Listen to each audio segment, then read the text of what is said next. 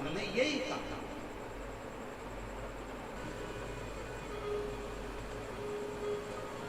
उस तक जल चढ़ना बंद नहीं कर, उसकी शरणागति, उसके चरणों में जाते रहना। तेरे मंदिर में आना मेरा काम है और मेरी बिगड़ी बनाना तेरा। उसके बाद एक पत्र में लिखा है, किसी ने देखा,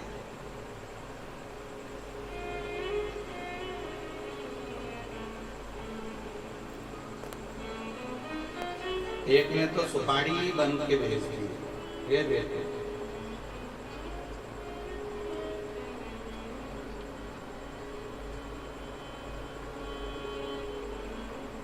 निर्मला वरगड़िया, जिला शाजापुर ग्राम से मैं आई हूँ। कहीं बैठी हो तो हाथ हिलाइएगा। कहीं बैठी हो आप भी हैं, दोनों हाथ हिला दो। हर हर महादेव। गुरुदेव में शिव महापुराण की कथा 2021 से सुन रही हूँ। गुरुदेव में 3 साल से मेरे घर में लड़ाई झगड़े चल रहे थे कि बता नहीं सकता। 2021 मई में मैंने अलग रहने का फैसला कर लिया था और मैं जब भी मंदिर जाती भोले बाबा से कहकर आती कि आप मुझे मेरे पति से अलग कर दो, मैं उनके साथ रहना नहीं चाहता। धीरे धीरे 3-4 महीने निकल गए। फिर मैं 2022 को 3 से 9 अप्रैल तक त्रिपुंड शिव महापुराण की कथा रायसेन की मैंने 7 दिन एक ही आसन पर बैठकर संकल्प की ये सुपारी जो मैंने लगाकर भेजी है, सुपारी हाथ में रखकर टीवी के सामने एक आसन लगाकर बाबा से प्रार्थना करके सुनी। मैंने बाबा से निवेदन करा कि आपकी त्रिपुंड शिव महापुराण की कथा सुन रही हूँ, अब मेरे लिए जो अच्छा हो वो कर दो और मेरी जिंदगी बदल दो। बाबा पर पूरा विश्वास था, वो मेरी जरूर सुनेंगे। और वो सुपारी साथ में लेकर मैंने कथा सुनना प्रारंभ करी और बाबा की ऐसी कृपा हुई कि मेरे पति और हम दोनों में इतना प्रेम बढ़ गया और सब घर में अच्छे से रहने लगे और हमारा पूरा परिवार आज सुधर कर आनंद से रह रहे हैं। बस यही बाबा से निवेदन करने हैं। हर हर विराजिए विराजिए। श्री शिवाय नमस्ते। एक पत्र और अच्छा है।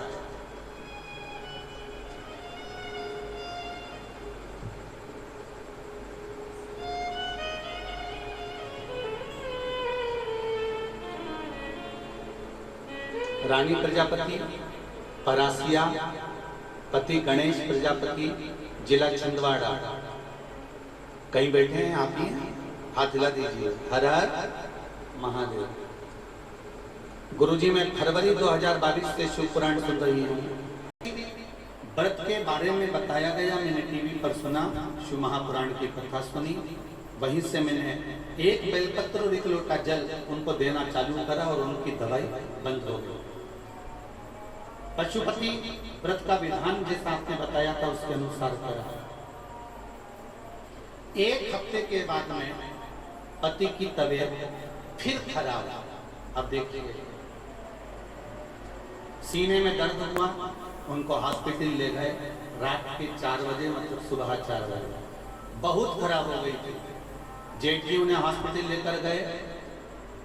मैंने श्री शिवाय नमस्तुभ्यम का जाप करते हुए शंकर भगवान से विनती करी कि इनका स्वास्थ्य ठीक होना चाहिए। वापिस अटैक आ गया। जेठ जी बोले कि हार्ट अटैक वापिस आ गया।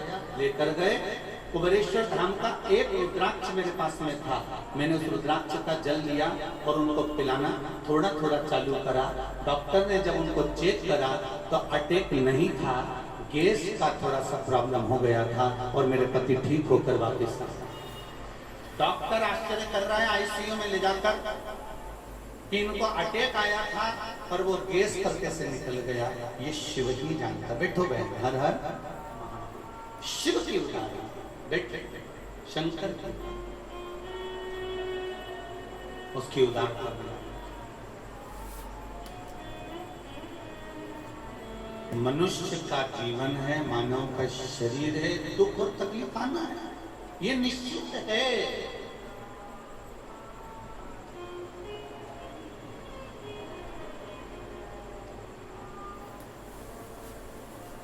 पर उसके भरोसे पर रहना, थोड़ा समय लग सकता है।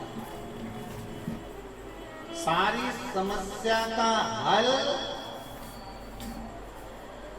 बस एक लोटा जल तुम्हारी समस्या को मिटा। दुख आएगा निश्चित है, कष्ट आएगा निश्चित है, क्योंकि हमको नहीं मालूम कि हमने पूर्व में क्या करा।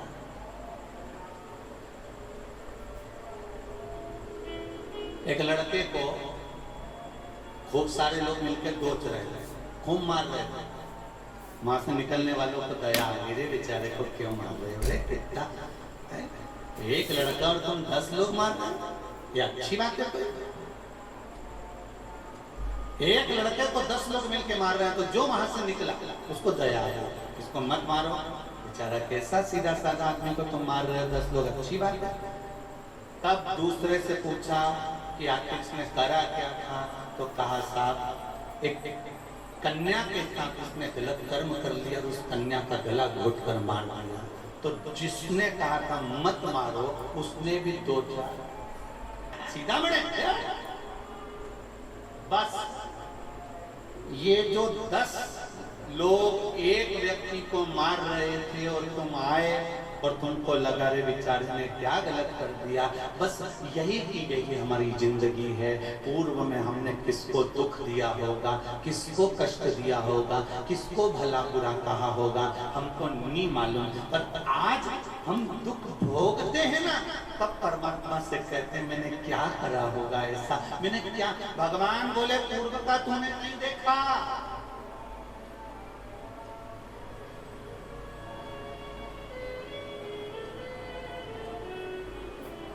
धृतराष्ट्र को देखकर लोगों को लगता है बेचारा अंधा है।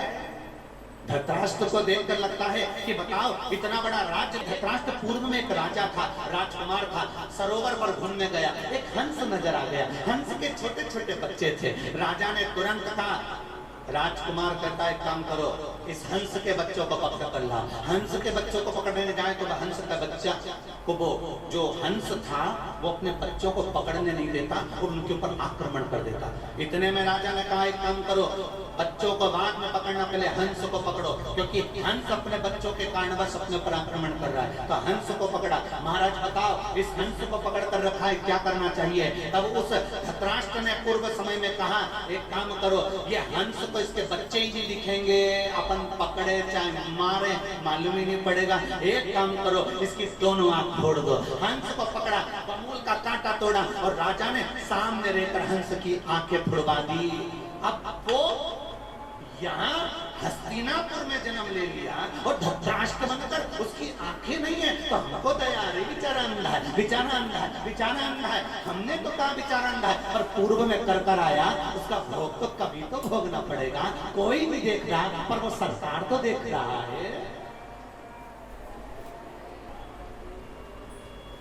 कोई नहीं देखेगा, वो तो देख रहा है। ये कहानी